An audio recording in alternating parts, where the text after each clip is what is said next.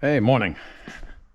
It's been over a week since that truck delivered that load to us that was never tarped from Pennsylvania to Maine. Here's that load. We still got it. If you look on this green one here, you see it bulging out a little bit. As far as water damage, doesn't look to be too excessive, but there is one major concern that we have, and it's starting to rear its ugly face. Mold.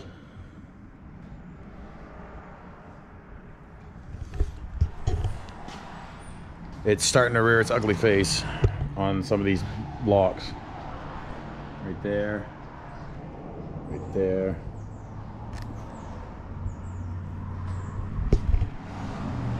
That's what we were afraid of.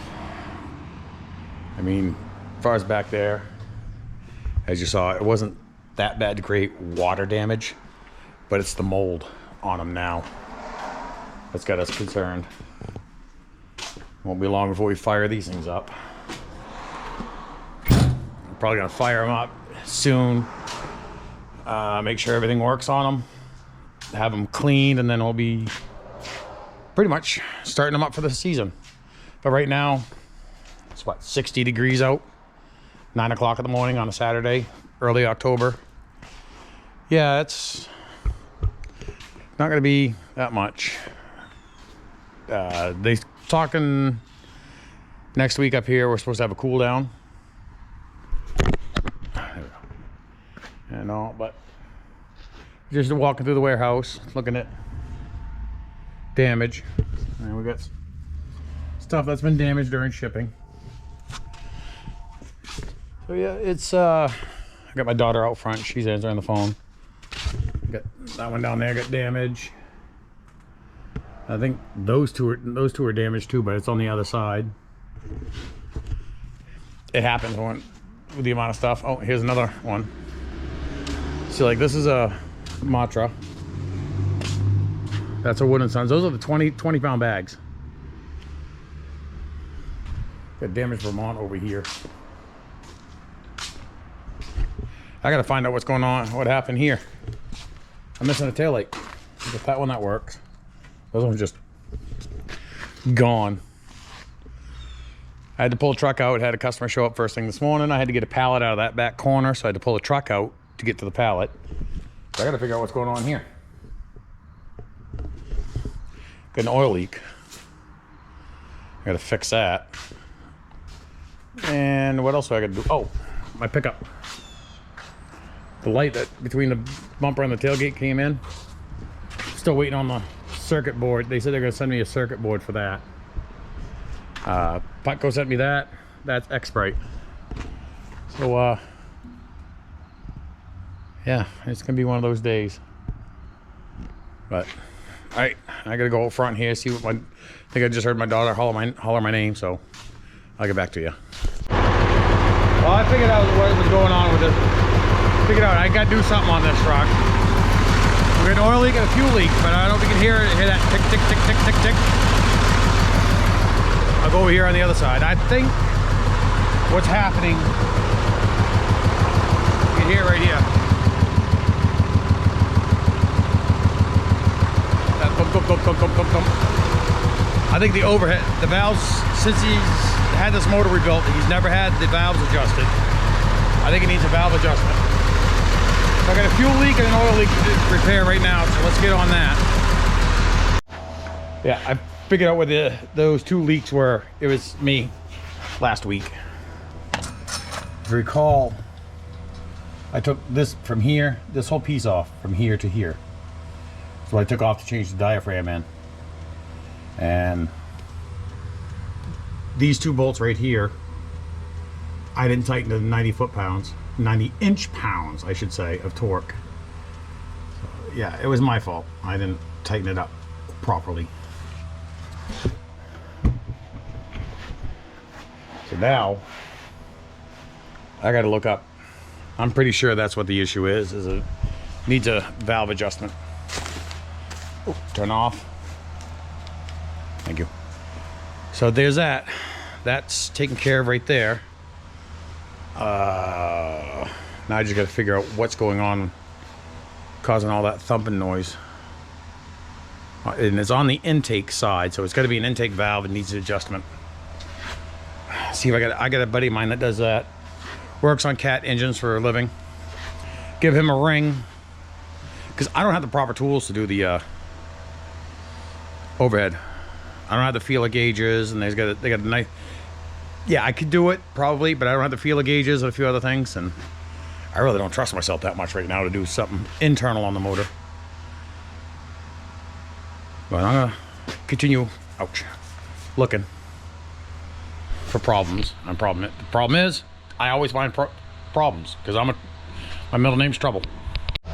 At least that's what my father always told me. Oh, I think about it. I think it is the intake. If it was an injector, it caused the motor, it'd be different. It'd be a sputter in the engine. It's not. It's just a constant ticking. Well, I got the motor running. I'm gonna double check, let it run for a little while, make sure that's not that oil leak and fuel leak is stopped. That's all I can do for now. Well, I thought I fixed the oil leak and fuel leak, but not. I'm gonna run home. I'm gonna grab I got a little cheap borescope I used on my 550 to chase down I had a mouse nest in the vent system for where the truck sat for so long. So I used that to scope around, see where it was at. I'm gonna run home, grab that, because that leak is somewhere behind that fuel pump. And it'd be easier just to take a borescope and bend it around and look and see than try to turn myself into a contortionist. I'm too old for that stuff. All right, I ran home and grabbed I call it a borescope, they call it an inspection camera. What I found is right here on this little cover, the seal started to weep. Cat's not open on the closest Caterpillar dealership is not open, and so I've got to deal with it this way. What we're gonna do is I'm gonna put just on the outside edge. I don't want to contaminate anything inside. Outside edge here, across here, I want to try to seal off oil leaking out. So I'm gonna put some right stuff on it, seal this off, put it back on, seal it. Hopefully that'll help stop the oil leak for now. I'll call Monday, get another seal, the proper gasket for this Monday, and go from there. Well, I figured out what the oil leak was. When I rebuilt this, they gave me the O-ring for this cap. That's it. Well, there's another O-ring that goes here and here, plus one goes around this. Well, this one right here was missing half of it. I'll include the screenshot right here so you can see it. But these things are a little on the hard side, so I'm gonna change them. But I gotta run up to Napa. I'll be back. Okay, I got it back together. I didn't bother recording anything like that. I got it back together. I did find an O-ring. Is it the exact fit? No, but it was close. So right now I'm gonna fire it up and see what it sounds like. Fingers crossed. Still got that thumping sound.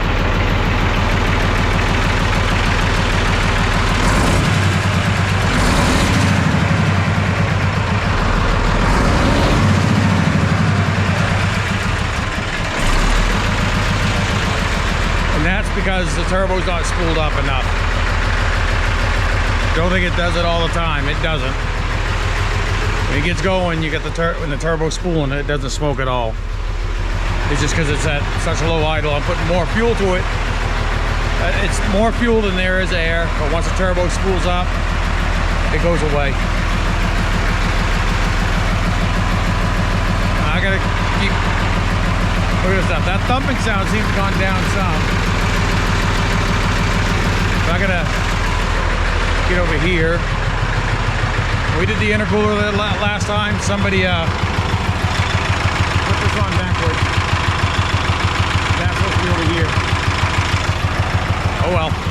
I'll swap that out. I'll bring it back. I'd say I got the oil leak fixed.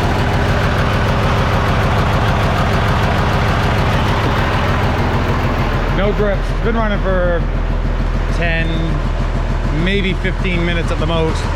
Did you hear that sound real loud? The thumping sound? A little louder? Yeah. The intercooler pipe off. Steady.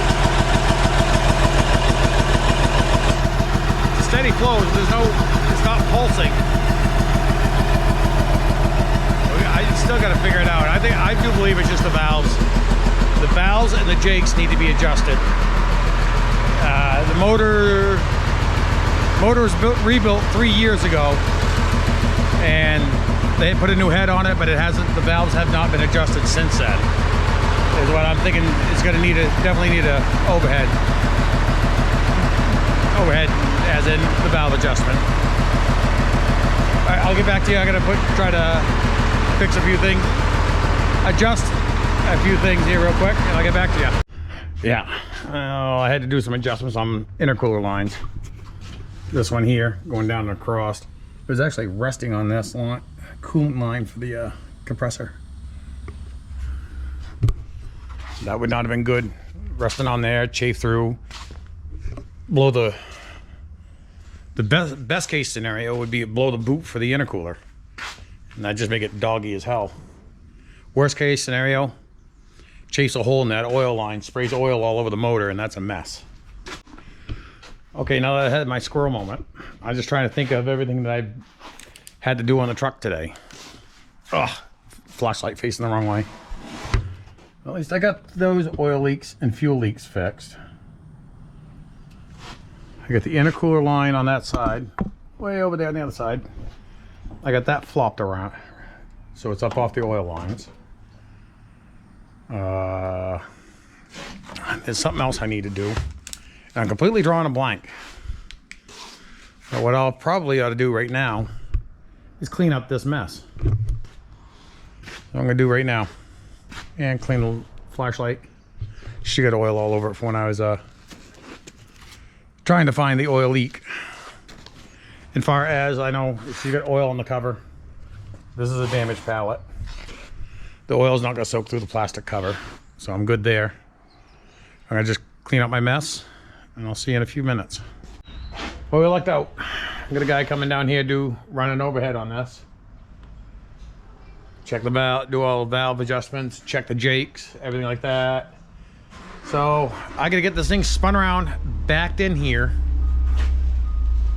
so we can do it. Don't want to leave it hanging out the door like that. Doesn't bother me, but get it backed in here, so when we're done, we just close the hood, close the door, get out of here. So I'm gonna get this spun around. Actually, I think I'm gonna wait till he's actually here, because I don't want to block off too much in here right now in case customers show up.